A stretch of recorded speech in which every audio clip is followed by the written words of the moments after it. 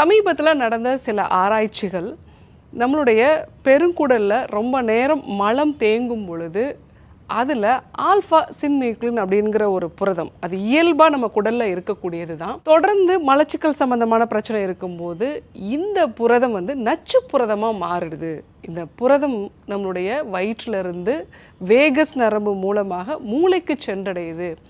அந்த மாதிரி மூளைக்கு போகும் பொழுது மூளையில் இருக்கக்கூடிய சப்ஸ்டான்சியா நைக்ரா அப்படிங்கிற ஒரு பகுதியில் பாதிப்பை உண்டாக்கி டோபமைனோடைய செக்ரேஷனை கம்மி பண்ணுது அப்படிங்கிற மாதிரி சமீபத்திய ஆராய்ச்சிகள் வந்து சொல்லுது. அந்த டோபமைன் அப்படிங்கிறது ரிவார்டு ஹார்மோன் அப்படின்னு நம்ம சொல்லுவோம். இது குறைஞ்சிது அப்படின்னாலே நமக்கு நிறைய டிப்ரெஷன் மாதிரியான பிரச்சனைகள் வரலாம்.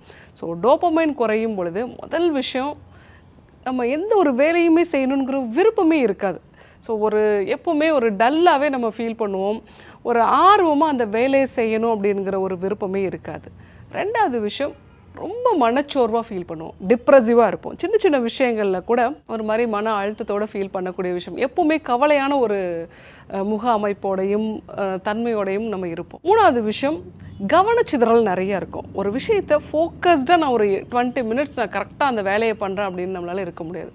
எவ்ரி 5 மினிட்ஸ் ஒன்ஸ் நீங்கள் வந்து ஃபோன் எடுத்து பார்த்துட்டு இருப்பீங்க, இல்லை ஏதாவது ஒரு டிஸ்ட்ராக்ஷன் உங்களுக்கு இருந்துகிட்டே இருக்கும். நாலாவதாக ஞாபக மறதி.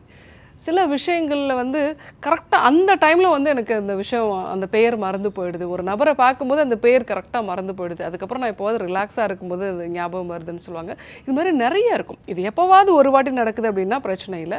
ஆனால் அடிக்கடி இந்த விஷயங்கள் வந்து நடக்கும். ஒரு விஷயத்தில் நம்ம ஞாபகமாக வச்சுக்கணும்னு நினைப்போம், ஆனால் கண்டிப்பாக அதை மறந்துடும். ஸோ இந்த மாதிரி விஷயங்கள் டோபமைனோட குறைபாடில் இருக்கும். செரிமான கோளாறுகள் வந்து இருக்கும்.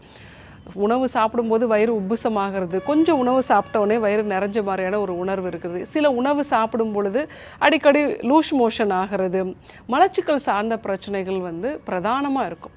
அதே போல் தூக்கமும் வந்து சரியாக இருக்காது.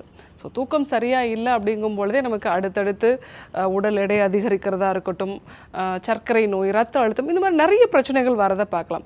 இந்த அறிகுறிகள்லாம் இருக்குது அப்படின்னா நம்ம உடம்புல டோபமைனோட அளவு வந்து கம்மியாக இருக்குன்னு அர்த்தம். இதற்கு மலச்சிக்கலும் மிக முக்கியமான காரணம். சமீபத்தில் நடந்த ஒரு ஆராய்ச்சியில் பார்க்கின்சன் அப்படிங்கிற ஒரு நோய், இது வந்து நரம்பு சம்பந்தமான ஒரு நோய். கை கால்கள் வந்து தானாகவே வந்து அசைஞ்சிட்ருக்கும், தசைகள் எல்லாமே ரொம்ப ஸ்டிஃபாக இருக்கும்.